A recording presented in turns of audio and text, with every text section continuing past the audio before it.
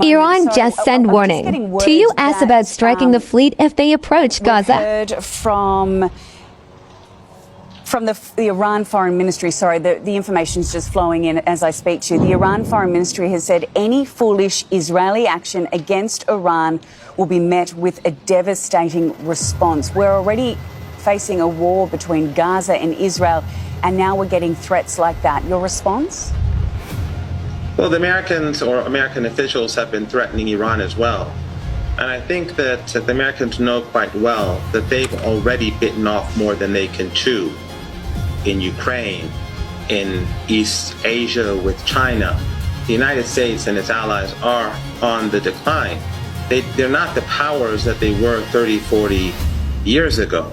The Israeli regime is in no position to threaten Iran because the Israeli regime cannot even destroy the Palestinian people. But the United States, if it does something foolish, then it will be expelled from the region. The United States is very vulnerable, and the price of fuel will go through the roof. It will destroy the Western economies. Shalom, Israel. First and foremost, I would like to give all praises, honor, and glory to Yahweh, Bahashem, Yahweh Shai, Bahashem, Rekah Quadash. Double honors to the apostles and elders of Great Millstone who rule well and who taught me this truth. And peace and blessings with all sincerity to the hopeful elect. It's Zachariah coming at you with another lesson. And Lord's willing, it be edifying. So, as a professor, Saeed, if I'm not mistaken, that's how his name is pronounced, said in the clip, America, Babylon the Great, is looking really weak and vulnerable, and by its actions in Ukraine and how long it's taken them to even gain ground on Russia is a display of their weakness, is a display of they thought they were strong, but they found out that they're not as strong as they think they are. And all these other nations are looking at this and just realizing how weak America is right now. And they're licking their chops. You know, if America was a person, it would be the spitting image of Joe Biden. Okay? Senile, old, fumbling and bumbling, falling all over the place. And these nations are ready for a 1v1 against it. Okay? They're ready for some get back. So I got a few precepts. I want to try to stay to the point so that this lesson isn't extremely long, because I have a couple videos also. So my first precept I want to bring out is Obadiah 1 and 2. Straight to the point. It reads, Behold, I have made thee small among the heathen. Salakia, thou art greatly despised. Right. America, Babylon the Great is despised by all these heathen nations, man. Okay? Because these nations have drunk of her wine, you know, her philosophies, her ideologies, and it has destroyed their nation and brought nothing but chaos. You know, they once thought that America was that nation that they yearned to emulate and be like. They wanted to be the spitting image of America, Babylon the Great. But now they see that all America breeds is wickedness, and her ways brings destruction to your nation. And they're tired of this hypocritical nation. Okay? So greatly despised. Okay, so let's grab a quick clip with Professor Sayyad. I think as the situation deteriorates for the West, and this has been going on for a very long time, the United States was really at the top of the world after the Second World War.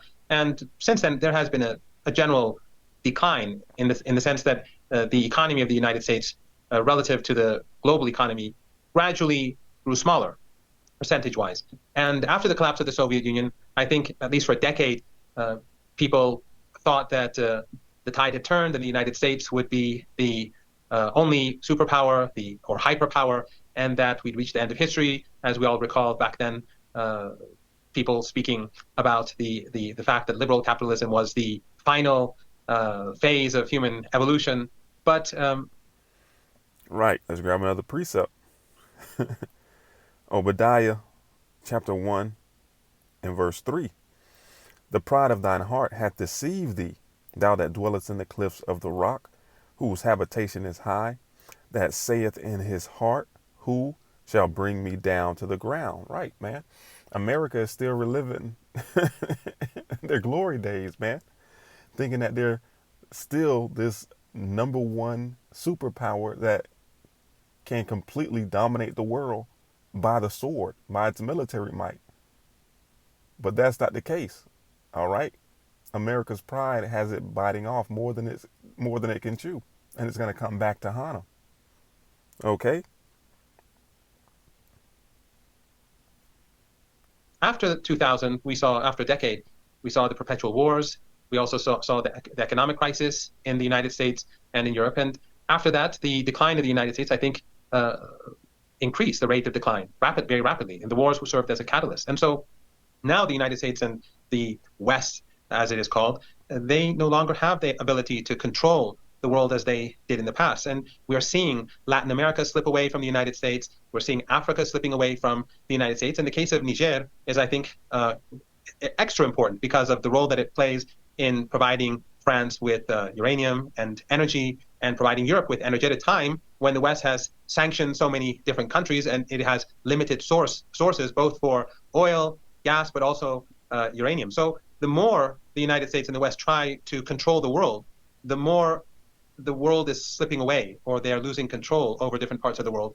And we are reaching a very interesting phase, because I think we've actually reached the end of an empire, but at the same time, it is probably the most dangerous phase, because empires do not want to lose power. And isn't that the definition of insanity? Doing the same thing over and over and expecting a different result? Okay? And America, I always say, is a one-trick pony. And these nations have caught on to her tricks. And they're reading her like a book. You know, Daniel, I believe it's Daniel 8 and 25, you know, through his policy, he shall cause craft to prosper. Okay? And that's what America does with these sanctions, man. America is on the cusp of the greatest power outage in American history. But the main... But you're a professor. If you had a student that persistently turned in work that you had already shown to be wrong repeatedly, you as a professor would be very unhappy. And yet, imperialism has turned out to be a very poor student too. Just rapidly thinking, while you mentioned the Second World War there, the United States has not won a war since 1945, and it wasn't the United States that won the war in 1945. If you go, this is now the anniversary of the Korean War, 70 years from the end of the Korean War. If you look at the Korean War, Vietnam, Afghanistan most recently, now in the Ukraine, they keep using the same tools, even though those tools are increasingly shown to be defunct. The tools being sanction everybody, make war and invade where we have to. But these things are backfiring, as you say. Yes, I think one professor once said that this would be madness when a student would constantly, or they would constantly repeat something that just simply does not work. And you're absolutely correct. The United States was at the top of the world because they had the largest economy, but also because they controlled the narrative. Otherwise, we know that in the Second World War, the Soviet Union played a far more important role in defeating Nazi Germany, and we know that the atrocities committed against China by the U.S. ally today, Japan, was greater than the atrocities that were committed against civilians in the heart of Europe, Russia aside. But we don't ever hear acknowledgement of that. We don't hear acknowledgement of the role that the Soviet Union played. We don't hear how the Chinese suffered. Millions of Chinese were murdered, and of course Koreans as well, by the Japanese, who are now U.S. allies. So, but even I believe that the U.S. is also losing control of the narrative, because in the past we learned about the world through the West, even in Iran, which is a revolutionary country, anti-imperialist. But most of our news would traditionally come from Reuters or CNN or the New York Times, and it would be translated into Persian. And so we learned about China, we learned about Latin America, we learned about Africa, largely through Western eyes. And from my travelings to different countries, conferences, I saw that the same was true when it came to Iran. And that's also part of that wine, man. Okay. I brought up the ideologies, the philosophies, and through television, man. Okay, through the propaganda. Okay, these nations were getting indoctrinated. Okay, but they've caught on. Matter of fact, let me get a precept. What I want.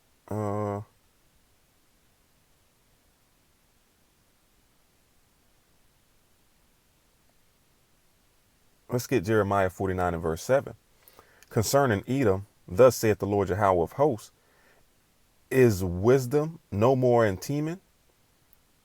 Is counsel perished from the prudent? Is their wisdom vanished?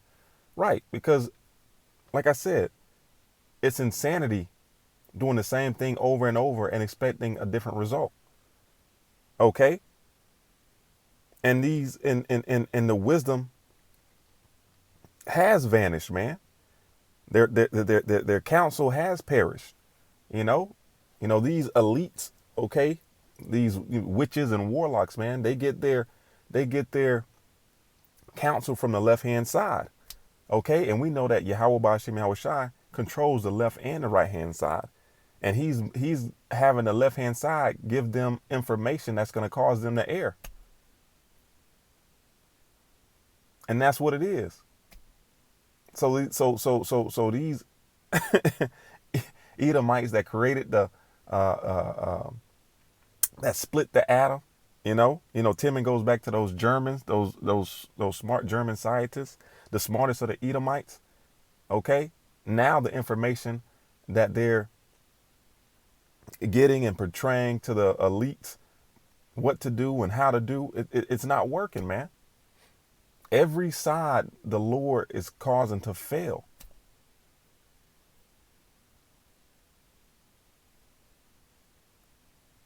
Russia and China and in our region, in Latin America, people knew about Iran largely through Western eyes, through Western media, through Western narratives. But that is changing because now we're seeing how local economies, as they've grown, alongside them, local media level. What I'm saying, I personally believe that there's going to be a point where you have a collective understanding that the West is no longer in charge. And when that happens, I think there will be a lot of changes taking place simultaneously across the board, even though as we speak, that the changes that we're now speaking are extraordinary.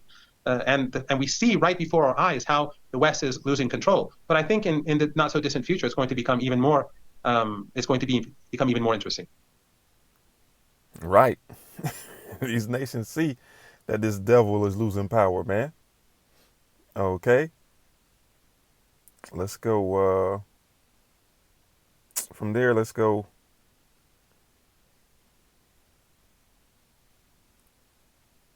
Isaiah chapter 14, and we'll start at verse 12. How art thou fallen from heaven, O Lucifer? Okay. Lucifer meaning light bearer. This isn't talking about the spiritual demon Satan. Okay. And it's going to prove it later on down. Okay. As we continue to keep reading. Okay. And these elites call themselves light bearers. Okay. The Illuminati, the enlightened ones. So how art thou fallen from heaven, O Lucifer, son of the morning? How art thou cut down to the ground, which did weaken the nations? Right. Esau, Edom, these Edomites weaken the nations. All right. And that's why when we go back to Obadiah 1 and 2, it says, behold, I have made thee small among the heathen. Thou art greatly despised. Okay. Because these nations remember the past, and whether it's Hiroshima, Nagasaki, all the wickedness that you've done throughout the four corners of the earth. So it says, for thou hast said in thine heart, I will ascend into heaven. I will exalt my throne above the stars of the Most High. I will sit also upon the mount of the congregation in the sides of the north. Right, North America. It says, I will ascend above the heights of the clouds. I will be like the Most High. Yet thou shalt be brought down to hell, to the sides of the pit. They that see thee shall narrowly look upon thee and consider thee, saying, Is this the man? Right. Lucifer it's not talking about the spiritual demon Satan. Okay, it's talking about Esau, Edom, okay, whose comings are as the works of Satan. Okay, he's a physical counterpart of the spiritual demon Satan. He's the adversary. All of his ways are contrary to the Heavenly Father's ways. Okay, it says, "They that see thee shall narrowly look upon thee and consider thee, saying, Is this the man that made the earth to tremble, that did shake kingdoms?" Right. How did he do that? By dropping bombs, nukes, okay, through his blessing the sword. "That made the world as a wilderness and destroyed cities thereof, that opened not the house of the prisoners." And who are the prisoners? You Israelites, you so-called Negroes, Latinos, and Native Americans. You are yet this day in your captivity. All right. So this is what's going on, man. All right. And we know that this is speaking about after the destruction of America, Babylon the Great comes amidst the Third World War and after our Lord and Savior returns. But this is the sentiment, okay, and the vibration going out. These nations are looking at America, Babylon the Great, and saying to themselves, is this the same nation that seemed and felt unstoppable 30, 40 years ago, that were on top of the world, that no one would dare speak wrongly or disrespect? Okay, but things are changed. These nations are see the vulnerable, how vulnerable America is. So now unprecedented things are happening, okay, that these Americans thought would never happen. All right, such as this. But already today, there have been at least three attacks on U.S. bases in the Middle East, 2 in Syria, 1 in Iraq. These were drone and rocket fire attacks. At least one person was killed. They're saying that person had a heart attack due to the attacks. There's rumors that a second person was killed, but unsure of that. Missiles were fired from Yemen that were intercepted by a U.S. Navy ship. It's uncertain if those missiles were headed to Israel or if those missiles were headed to the ships that shot them down. But that's happening. A lot is going on with Russia and their movements. Iran and Iraq are moving people and missiles and all kinds of stuff around. Jordan, the king of Jordan, has said that within hours, he suspects things will be changing drastically with Gaza, with troops being moved in from Israel. It looks like that tonight or tomorrow might be the day that the ground invasion starts. Oil has shot up. It's over $90 a barrel and it just keeps going up. Gold and silver have shot up. Stock market's down. Jerome Powell, the head of the Federal Reserve, had to be rushed out of a press conference speech because of protesters. The Senate has unanimously voted to support Israel and what it's doing. At the same time, there's money being sent to Palestine from our government. Russia sent 27 tons of supplies to Palestinians in Gaza.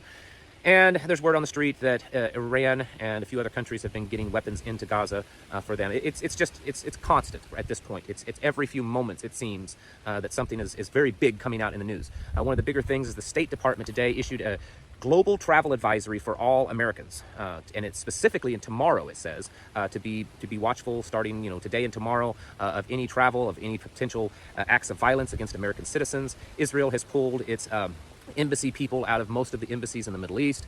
It's most of the countries, including the United States, Germany, a lot of European countries, even Middle Eastern countries, are telling their citizens to get out of Lebanon immediately, period, now, right now. Oh, there's a lot going on, and I think it's getting pretty clear at this point that this is it's happening. And I don't think it's a matter of if it'll happen, it's when, and I think the when is probably within the next 24 to 48 hours, probably less. This is Nahum chapter 3 and verse 4.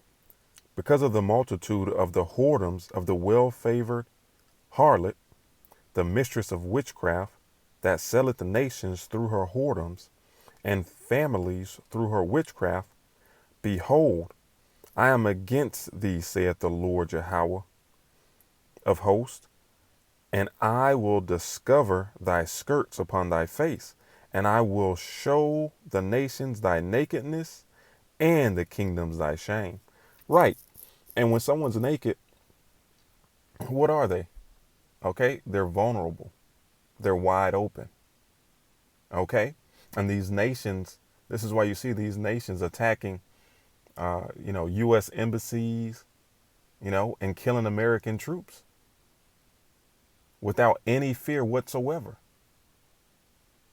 Because these nations see that America is weak and vulnerable. And with all the things that America, Babylon the Great, okay, this well-favored harlot has done, these nations are ready for some get back. And this is all through the spirit and power of Yahweh Ba'ashem Yahweh Shai. All right? He's getting these nations fired up. All right? This is Joel chapter 3 and verse 9. Proclaim ye this among the Gentiles, prepare war, wake up the mighty men, let all the men of war draw near, let them come up. Beat your plowshares into swords and your pruning hooks into spears. Let the weak say, I am strong. Right. The weak are saying that they're strong now.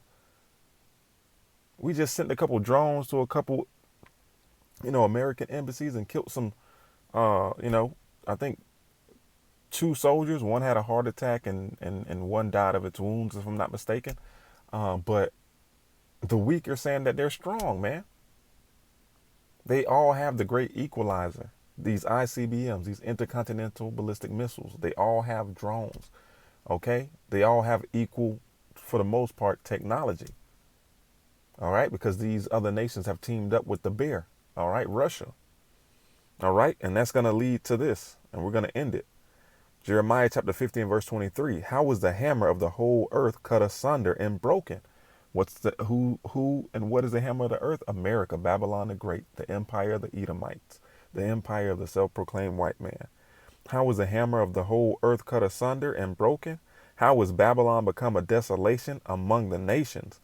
I have laid a snare for thee. Right, he's laid a trap. They think that they're going to go to war against all these nations, come out victorious, implement their new world order, and rule the world. but the Lord has a rude awakening. Okay, he's laid a trap. That's what a snare is. I have laid a snare for thee, and thou art taken, and thou art also taken, O Babylon, and thou was not aware. Thou art found and also caught, because thou hast strived against the Lord, Jehovah Ba'ashem Yahweh Shai. Right. And I'm gonna end it with that, man. Lord's willing, this lesson was edifying and not too long. Shalom, Israel. Wa abad babal.